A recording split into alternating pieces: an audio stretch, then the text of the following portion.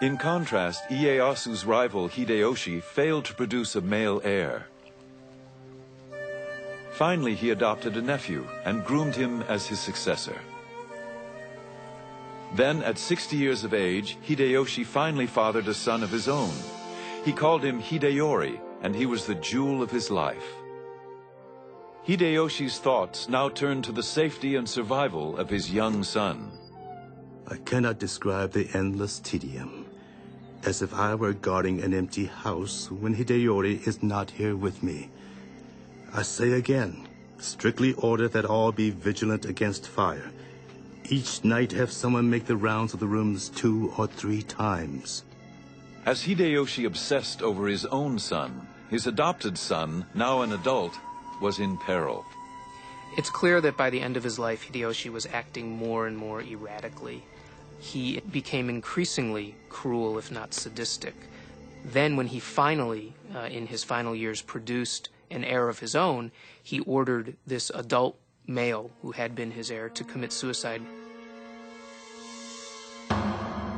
Hideyoshi then ordered his adopted son's entire family put to death. A missionary recounted. They were drawn along the streets in carts to the open view of the world. 31 ladies and gentlewomen, with the 2 sons and 1 daughter of his adopted son, the oldest of whom was not more than 5 years old. All their bodies were thrown into a pit, over which was built a little chapel with a tomb in it, with this inscription: "The tomb of the traitors."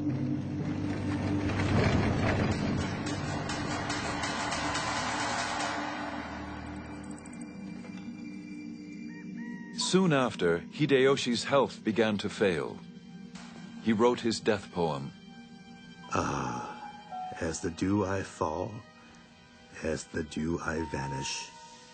Even Osaka Fortress is a dream within a dream. Hideyoshi then called Ieyasu and 4 of the most powerful daimyo to his deathbed.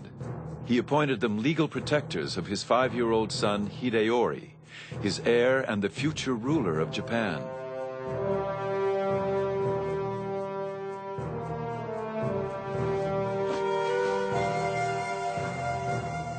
Ieyasu pledged to protect the boy with his own life, a pledge that would become very difficult to keep.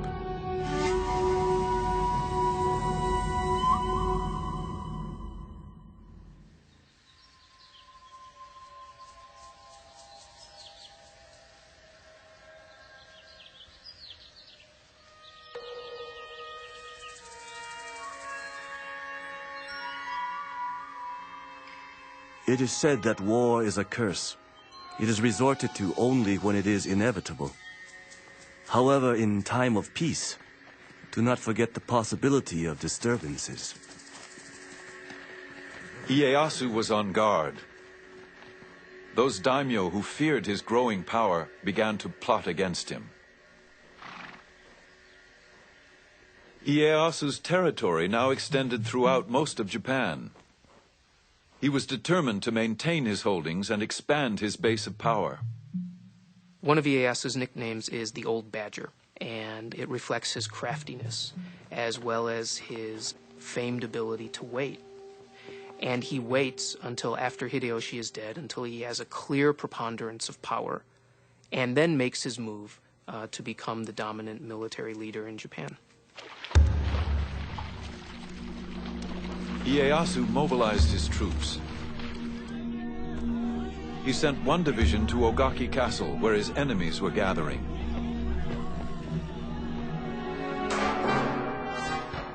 When the battle began, women and children rushed to safety. Ieyasu sent a large force to lay siege to the castle, and they fought day and night. One of the young girls at the castle later told her family of the terrifying experience. Mothers, concubines, and daughters all stayed in the tower and cast bullets.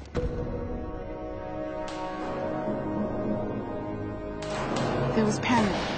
A bullet struck my younger brother, killing him on the spot. It was a cruel sight. Indeed it was. We felt as if we should die. There was nothing but fear and horror left. As the battle wore on, heads of slain warriors were brought to the castle to be prepared for the ritual presentation to the victor. It was believed that even in death, the samurai should be viewed as a worthy opponent.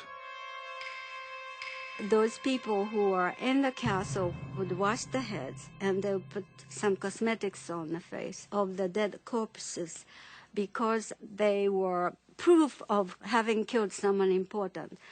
That was part of the very small part of what they did, which is inconceivable to, us modern people, modern women.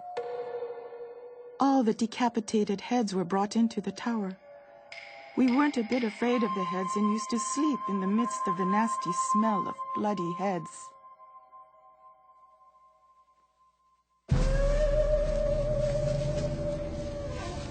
Victorious at Ogaki Castle, Ieyasu's troops now pursued the rebellious daimyo and their armies. They faced off in a narrow valley just west of the village of Sekigahara. This would be the battle that changed the course of Japanese history. Ieyasu set up his command post atop a hill overlooking the valley, waiting through the night for the rest of his armies to arrive. At dawn, Ieyasu's attendant physician hastily noted in his journal, "Slight rain. Dense fog in the mountain valley. Can't see. Barely made out enemy banners. On horseback, Lord Ieyasu made out their positions. Estimate distance at 2.5 miles. Ieyasu was outnumbered, with only 50,000 troops challenging his enemy's 80,000. He waited for his son to arrive with reinforcements.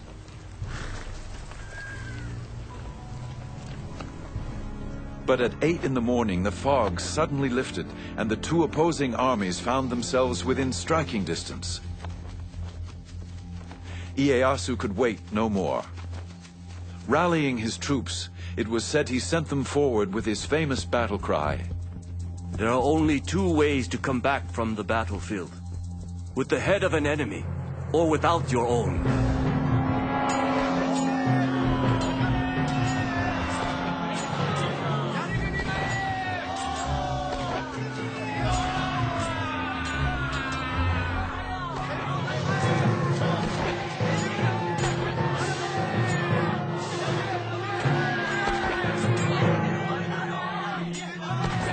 Ieyasu watched as his troops faced what seemed insurmountable odds.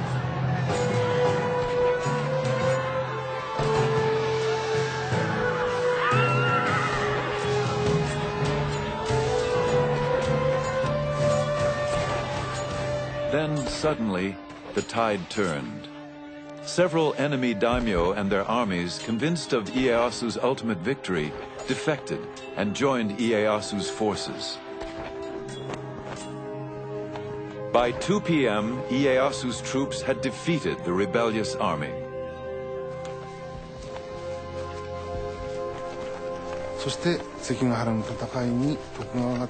Tokugawa's victory at Sekigahara brought an end to the warring states and signaled the beginning of a new era. That's the significance of the Battle of Sekigahara. In recognition of Ieyasu's power, the emperor awarded him the title of Shogun, the barbarian-subduing generalissimo. Tokugawa Ieyasu now had the authority to rule Japan in all military matters.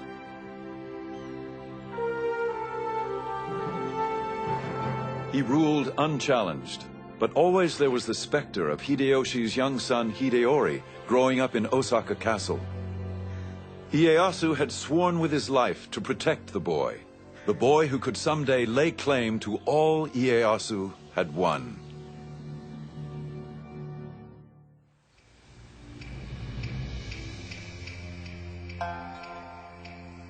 As the young boy Hideyori approached manhood, a daimyo warned, "Although he is Hideyoshi's heir, Ieyasu would never let him rule Japan. Sooner or later, some ambitious character will foment rebellion in his name. And even if Hideyori knows nothing about it, he will be blamed and forced to commit suicide to the grief of Hideyoshi's ghost. Now, the Tokugawas had no divine right to rule Japan. They ruled Japan because they were the most powerful, they had the most money, they had the most soldiers, but they had no divine right. And there were many other powerful daimyo, especially in the West, the Christian daimyo. And so, if there were any philosophy, any political movement that would bring these daimyo together as a coalition,